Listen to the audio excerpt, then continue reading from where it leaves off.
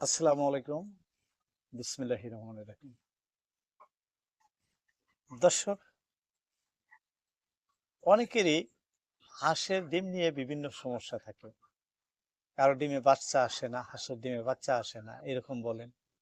কেউ বলেন ডিমে ভ্রূণ হয়, বাচ্চা হয়, সেই বাচ্চাটা ডিমটা ভর্তি হয়ে যায়, ফোটার আগে আগে মরে যায়। আবার অনেকেরই ডিমে ভ্রূণই হয় না, কারো মাঝ পথে যেয়ে মরে যায়। ফার্স্টে চেক করেন, দেখেন সব বাচ্চায় ভ্রূণ হয়ে গেছে, কিছুদিন পর দেখেন সেই ভ্রূণে কাজ করতেছে না, অর্থাৎ সেখান থেকে মরে গেছে। হয়তো 16টা ডিম ছিল, সেখানে টিকতে টিকতে আপনার 8টা 9টা টিকে গেছে। এরকম কিন্তু অনেকের সাথেই হয়।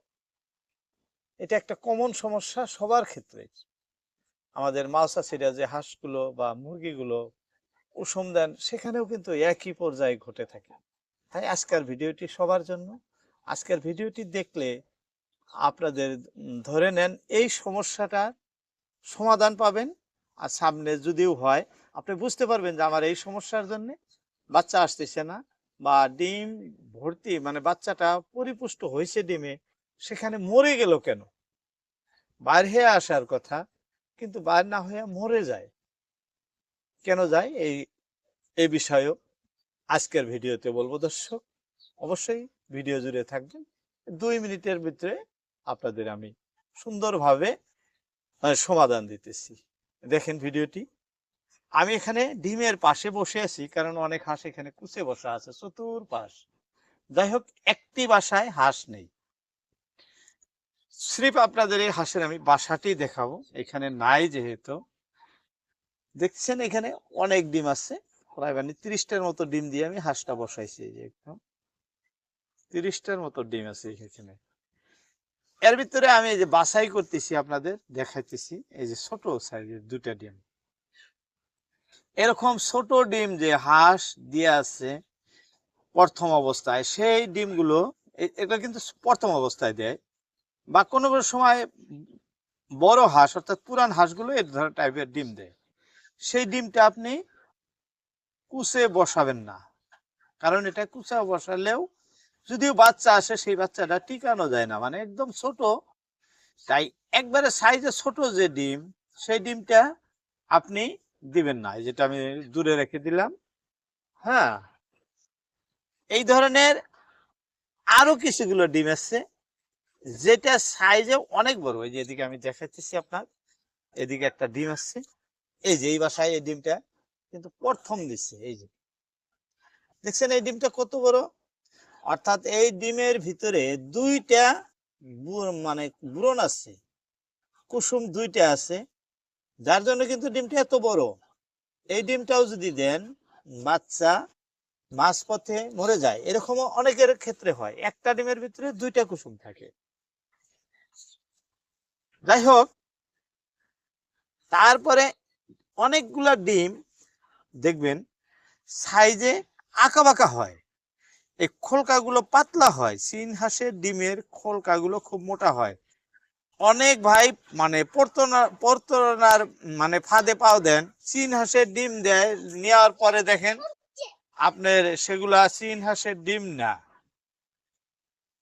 চীনা হাঁসের ডিম না, অন্য হাঁসের ডিম দিয়ে আপনাদের বোকা সাজিয়ে দেয়। আপনারা যখন ডিম কিনবেন, তখন দেখবেন এই চীনা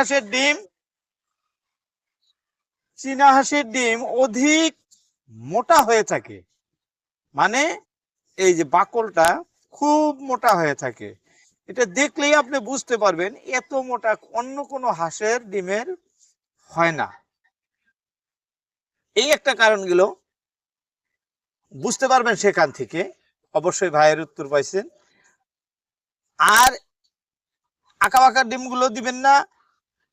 ডিম যখন চেক করবেন, অর্থাৎ বাচ্চা যখন হয়, তখন বাচ্চা হওয়ার পরে দেখা যায় কিছুগুলা ডিমে ভ্রূণ হয় নাই, অর্থাৎ বাচ্চা হয় নাই, এরকম কিন্তু অনেক দেখা যায়। সেই ডিমগুলো বের করে দিবেন। ভ্রূণ না হওয়ার কারণ কি, মাত্রা হাঁস হয়তো আপনার কম থাকলে সেই ঝামেলাটা হয়। যদি মাত্রা হাঁস আপনার এভেলেবল আছে, তাহলে কিন্তু আপনার হাঁসের ডিমের ভিতরে ভ্রূণ পরিপুষ্ট, সব হাঁসেরই ডিমে ভ্রূণ হবো, সে ছোট হোক বড় হোক। আর যদি মাত্রা হাঁসের সংখ্যা কম থাকে সেখানে কিছু কম বেশি আসে। আর বাচ্চা মরে যাওয়ার একটা কারণ আমি আপনাদের দেখাইতেছি। বাচ্চা মরে যাওয়ার কারণ হলো, এখানেই বলি, এই যে ডিমটা, এই ডিমটার যখন পরিপুষ্ট বাচ্চা হয়, অর্থাৎ 28 দিন 29 দিন বয়স হয়, ঠিক ওই সময় হয় কি, এই ডিমের খোসাটা খুব মোটা হয়ে যায়। এই যে খোসাগুলো দেখতেছেন না, হাঁস ডিম ঘষে পাতলা করে এরকম আমরা অনেকেই বলি, কিন্তু যে ডিমটার খোসাটা খুব মোটা হয়ে যায়, বিশেষ করে গরম সিজনে বেশি হয়, ঠান্ডার দিনে কিন্তু পরিপূর্ণ বাচ্চা আসে, খুব কম মরে। তথাপিও 2-4টা করে মরে, না মরা না, ওটা মডেলিটি থাকেই। কিন্তু গরমের দিনে এই খোসাটা খুব মোটা হয়ে যায়, হিউমিডিটি বেশি থাকে, অর্থাৎ আর্দ্রতাটা ওটা বেশি থাকে, থাকার ফলে কি হয়, ডিমের খোসাটা মোটা হয়, বাচ্চাগুলো এরকম টক টক টক টক করে ফুটে বাড়াইতে পারে না। সেই ক্ষেত্রে কিন্তু বাচ্চা ডিমের ভিতরেই মরে যায়, অনেক মরে যায়। এরকম অনেকের সাথেই ঘটে। কমেন্ট করেন যে কাকা এরকম বাচ্চা মরে যাওয়ার কারণ কি? মরে যাওয়ার কারণ একটাই, এভাবেই ডিমের খোসাটা মোটা হয়ে যাওয়ার জন্য। যাই হোক দর্শক, বলতে বলতে অনেক কথা বললাম, আজকে আর নয়, আবারও আগামী ভিডিওতে কথা হবে এই আশা রেখেই আপনাদের সবার মূল্যবান সময় ভিডিওতে দেওয়ার জন্য সবাইকে অন্তরের স্থল থেকে ধন্যবাদ জানিয়ে ইতি টানছি। আপনাদের সবার ভবিষ্যৎ দিনগুলো সুখীময় এবং শান্তিময় হোক। নতুন বৎসরের শুভেচ্ছা রইল সবার প্রতি। আসসালামু আলাইকুম।